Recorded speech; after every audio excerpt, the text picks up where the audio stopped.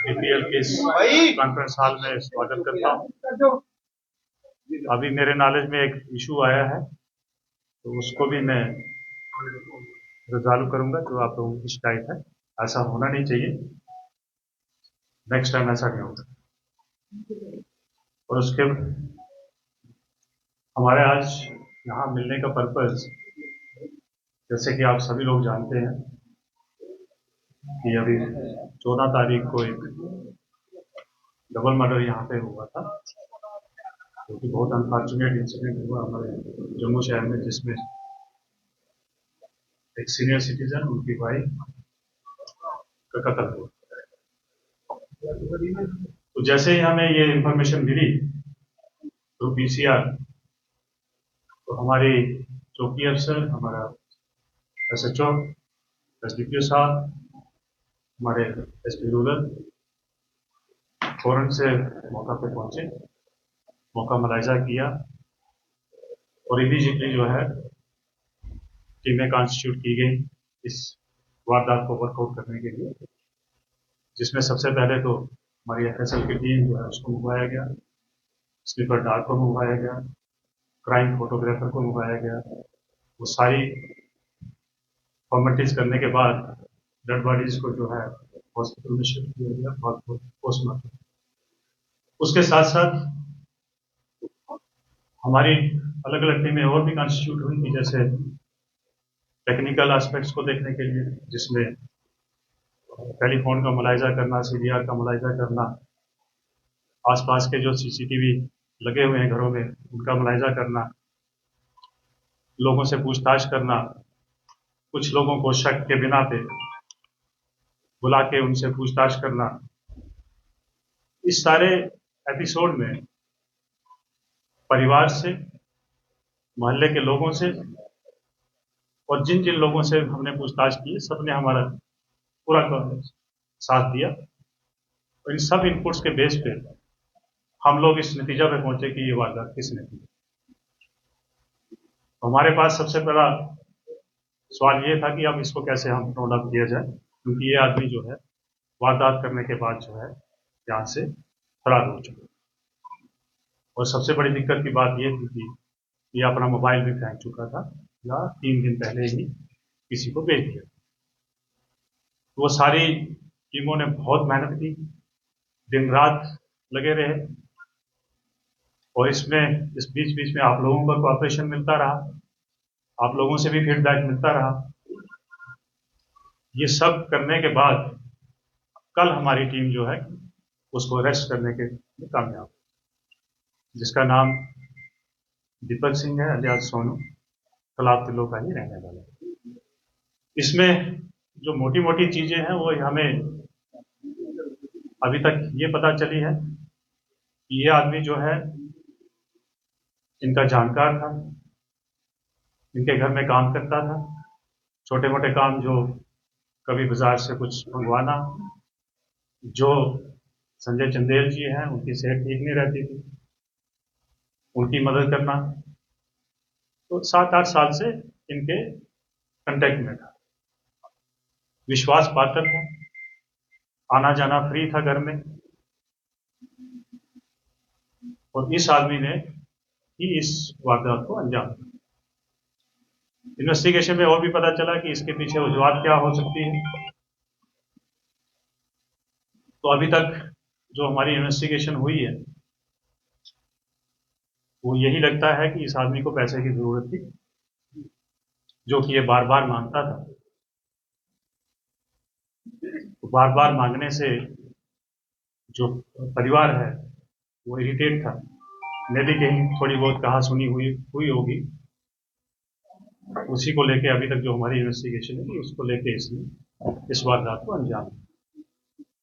इसकी बैकग्राउंड में जब हम लोग गए हैं, इसके परिवार से हमने पूछताछ की है, उस पूछताछ में ये मालूम हुआ कि ये 3 तारीख से अपने घर से चला गया था और 9 तारीख को आके इसकी वाइफ ने हमारी चौकी कोनीचक में इसकी गुमशुदगी रिपोर्ट करवाई और ये भी बताया कि ये बंदा जो है फोन भी स्विच ऑफ करके हमारे साथ कोई कांटेक्ट में नहीं है। फिर ये अचानक 12 तारीख रात को आता है और अपनी वाइफ से झगड़ा करता है और 5,000 लेके फिर से घर से फरार हो जाता है। तो हमें अभी तक ये इन सारी चीज़ों से और अपनी इन्वेस्टिगेशन में ये पता चला है कि कहीं ना कहीं इसके पीछे का जो रीज़न है अभी तक वो यही है कि इसको पैसे की जरूरत है, जिसको पाने के लिए इस हद तक चला गया। अब इन्वेस्टिगेशन जो है वो जारी है। ये सारा जो इन्वेस्टिगेशन है हमारी एसपी रूरल की टीम जो है और एसपी रूरल की जेर क़यादत किया है, जिसमें एसडीपीओ, एसएचओ कंसर्न और आईसीपीपी पोनीचक और इसके अलावा और भी बड़े सारे ऑफिसर जो हमने ज्यूरिडिक्शन को नजरअंदाज करते हुए उनको भी बुलाया था, इन सब ने मिलकर इस केस को जो है वर्कआउट किया है। अब इसके अलावा अगर आपका कोई क्वेश्चन है। मर्डर में वेपन कौन सा यूज किया गया था, किस रात में मर्डर किया गया? देखिए, वो जो वहाँ एक रस्सी अवेलेबल थी उसी से इसने स्ट्रैंगुलेशन। दीपक सिंह के ऊपर और भी कोई पहले ऐसे कोई केसेस हैं या किसी केसेस में मुलविस है तो उसकी बैकग्राउंड? जी नहीं, इसकी बैकग्राउंड में इसका कोई भी क्रिमिनल रिकॉर्ड नहीं। सर जैसा कि कह रहे कि आप उसका आना जाना घर में भी था, तो वो चोरी भी कर सकता था, उसको पैसे मांग नहीं मिल रहे थे, तो उसने मर्डर क्यों किया? देखिए, ये जो है ये अभी हमारा भी यही क्वेश्चन है, इसके ऊपर हम लोग जो है इन्वेस्टिगेशन कर रहे हैं। सर ये अकेला है या कोई और भी होने की क्षमता हो सकती है इसके साथ? अभी तक जो इन्वेस्टिगेशन हमारे सामने आई है और सीसीटीवी फुटेजेस से घर से चोरी करके गया था एक सीसीटीवी फुटेज जो आई है, तो अभी तक यही लगता है कि ये अकेला ही है। घर से सामान क्या चुराया, रिकवरी कितनी हुई? देखिए, सामान के बारे में हम कुछ बता नहीं सकते हैं, क्योंकि सामान क्या था घर में, क्या गुम हुआ है, वो दोनों बता सकते थे जिनकी दोनों की डेथ हो चुकी है। बच्चे दोनों जो हैं वो बाहर थे, पिछले 2-3 महीने से बच्चे बाहर ही थे, तो अभी घर में कोई भी इस बात को बता नहीं सकता है कि एग्जैक्टली क्या चोरी है। दूसरा जो जब हमने इसको पकड़ा है तो इसके कब्जा से कुछ भी खास रिकवरी नहीं हुई। नया मोबाइल भी बताया जा रहा है, खरीदा, तो वो क्या मोटिव था इसका? देखिए, इसके बारे में अभी इन्वेस्टिगेशन चल रही है हमारी, इसमें अभी हम इतनी जल्दी कुछ भी नहीं कह सकते। सर परिवार ने जो बताया है, तो क्या लगता है आपको कि परिवार ने सही बताया हो सकता है, जिस तरह से आपने कहा कि मिसिंग रिपोर्ट करवाई गई थी, कि जानबूझ के एक साजिश रची गई हो या परिवार को उसके बारे में जानकारी हो? देखिए, इन पहलू के ऊपर हम लोग इन्वेस्टिगेशन कर रहे हैं। तो जम्मू पुलिस के ऊपर ऐसा डाटा है कि सीधे कितने अकेले रह रहे हैं, आप ई कॉप भी है, कितना अवेयरनेस करते हैं आप ई कॉप को यूज करने के लिए जिस ट्रस्ट में?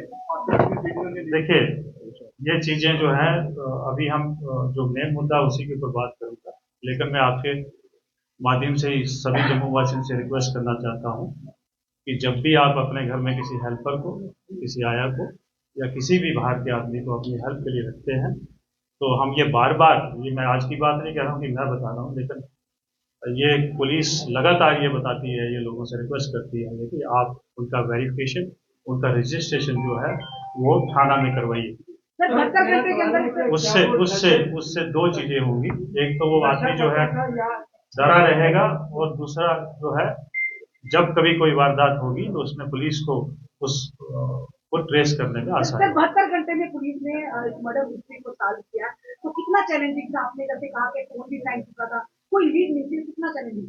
देखिए, ये बहुत चैलेंजिंग था, जैसे मैंने शुरू में ही कहा कि हमारे पास जो है टेक्निकल लीड मिलती है, हम उसके आधार पे काम करते हैं, लेकिन इसमें हमने जब सारी इसके टेक्निकल एस्पेक्ट देखे इंटरनेट पे, तो वो सब के सब मिसिंग थे, उससे हमें कोई लीड नहीं मिली। देखिए, अभी तक तो ये सामने नहीं आया। सर, इसमें सीसीटीवी कैमरास की कितनी मदद मिली और भविष्य में किस तरह से लोग जो है वो और भी इसे इंस्टॉल करें ताकि इस तरह की गतिविधियां जो? जी, ये बहुत अच्छा क्वेश्चन आपने किया, क्योंकि हमारी सुरक्षा व्यवस्था के साथ जुड़ा हुआ है।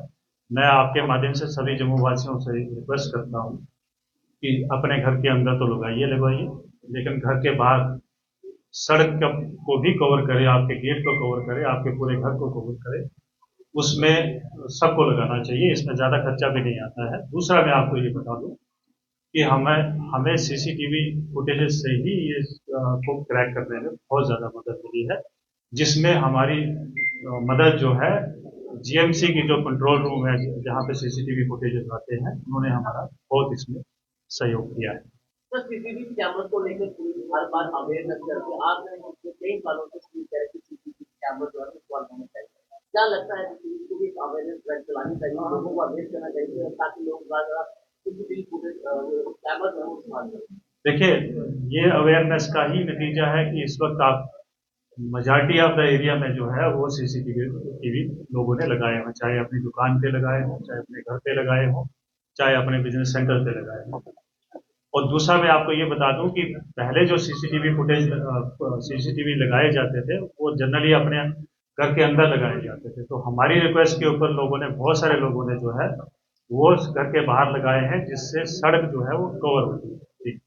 पुलिस ने बार बार आम जनता को ये भी कहा कि अगर कोई भी टैलेंट रखते हैं तो उसकी जानकारी पुलिस को चाहिए, पुलिस से जोखिम हो। तो क्या लगता है कोई घर में काम करने के लिए किसी को रखते हैं हेल्पर के तौर पर, उनकी जानकारी भी पुलिस को होनी चाहिए?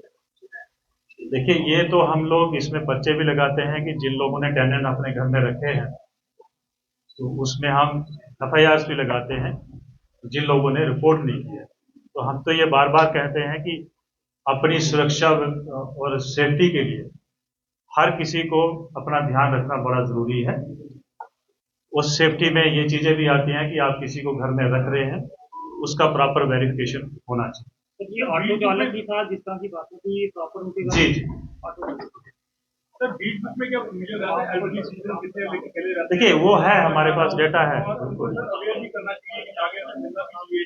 डिस्कस में आप कहते हैं देखिए, हमारे लोग जो हैं इस चीज के मतलब जो है बीच बीच में ये चीजें करते रहते हैं, लेकिन आप क्योंकि ये बहुत बड़ा शहर है, हर किसी के घर में जाना, अगर हम पुलिस किसी के घर में जाती तो कई बार तो नाराज भी हो जाते लोग। जी जी, थैंक यू सो मच।